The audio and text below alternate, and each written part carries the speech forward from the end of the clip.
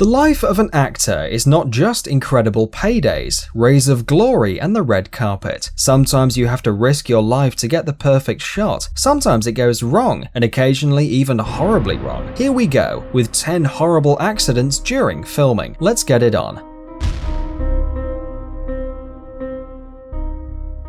Now You See Me.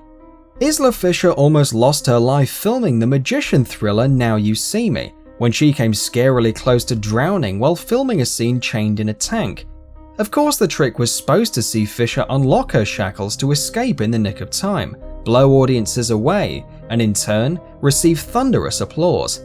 However, Fisher couldn't break free from her shackles when a chain got caught and ended up staying underwater for a whole 3 minutes before finally coming up for air. Thankfully, with the help of a release switch and a stuntman nearby, the actress lived to tell the tale. The Twilight Zone. The tragedies that happened on the set of The Twilight Zone possibly overshadowed the actual movie itself when it was released in 1982. While filming a scene which involved a helicopter flying at dangerously low altitude of just 25 feet, the vehicle got caught in a pyrotechnic explosion and spun out of control. Actor Vic Morrow and child star 7-year-old Micah Din Lee were both decapitated, while Renee Shin Yi Chen was crushed beneath the aircraft. The incident changed regulations for using child actors in scenes filmed at night or involving heavy special effects until the CGI surge in the 1990s. The Crow.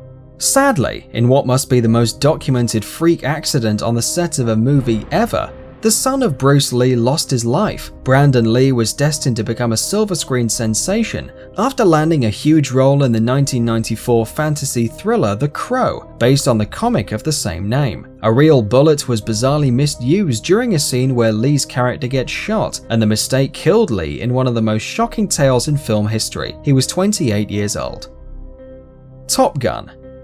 The legendary movie based on the rivalry of two war pilots is backed with air battle scenes. To perform the aerobatics, a stunt pilot, Art Scholl, was invited. Unfortunately, this was the last work of the brilliant pilot. While performing a stunt called Flat Spin and getting footage for the movie from inside the plane, Scholl lost control of the aircraft mid-flight and crashed into the Pacific Ocean near the southern coast of California. Scholl's last words over the radio were, "I have a problem. I have a real problem." Neither his body nor the plane were ever found, so we'll never know for sure what really happened.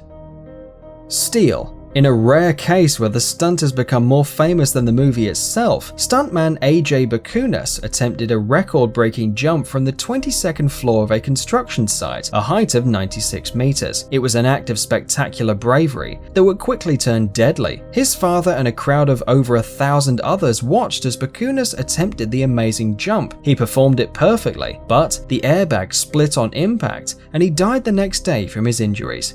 Harry Potter and the Deathly Hallows Part 1.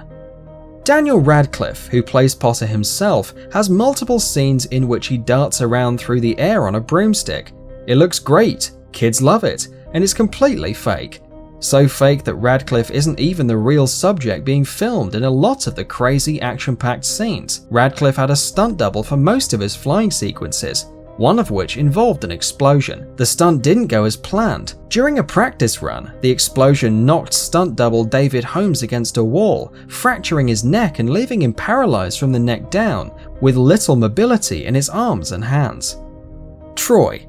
What could go wrong in a gazillion-dollar epic production starring Brad Pitt, Orlando Bloom, and Diane Kruger? Ironically, during the filming of Troy, Brad Pitt, who played Achilles, had a mishap during the production and tore his left Achilles tendon. But the worst was yet to come when George Camilleri, a keen bodybuilder, broke his leg while filming an action sequence at Garganta. He was operated on the following day, but suffered complications and died 2 weeks later. In addition to that, while filming in Cabo, Baja California Sur, Mexico, the production had to deal with 2 hurricanes in less than a month. The last hurricane came the last week of production, when everything was pretty much wrapped. Despite all of that, the movie kept going and was a box office hit.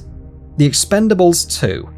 Sylvester Stallone's sequel cost $92 million and one stuntman's life to complete. Kung Liu was killed while another performer, Nuo's son, was seriously injured. Kung Liu was performing stunts for a scene which placed him on an exploding boat when something went wrong and he was killed. His parents have started a lawsuit against Millennium Films, claiming that the stunts were not planned out well enough and that their son had not been trained to perform the stunt properly. Whether this is true or not, Liu's death just goes to show us that if you put yourself at risk, you cannot be surprised if something goes awry.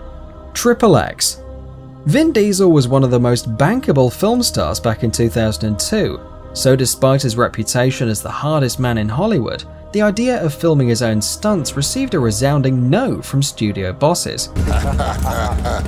While filming his first leading movie since breaking out in Fast and Furious, Diesel's stunt double Harry L. O'Connor died shooting a scene where he had to rappel down a line and land on a submarine. The stunt went horribly wrong when O'Connor slammed into a bridge at high speed, killing him on impact. Director Rob Cohen left the scene in, minus the death, as a tribute. The Lone Ranger. Popular A-list actor Johnny Depp was very close to being killed or seriously disfigured after a stunt went seriously wrong. Depp was riding a horse named Scout when the saddle came loose and he was thrown from the saddle and left barely hanging on while being dragged 25 yards. It's not his first brush with death either, as Depp survived a plane crash in 2011 while filming The Rum Diary. Thanks for watching. Please like and share the video in social networks and we'll be right back to you as fast as we can.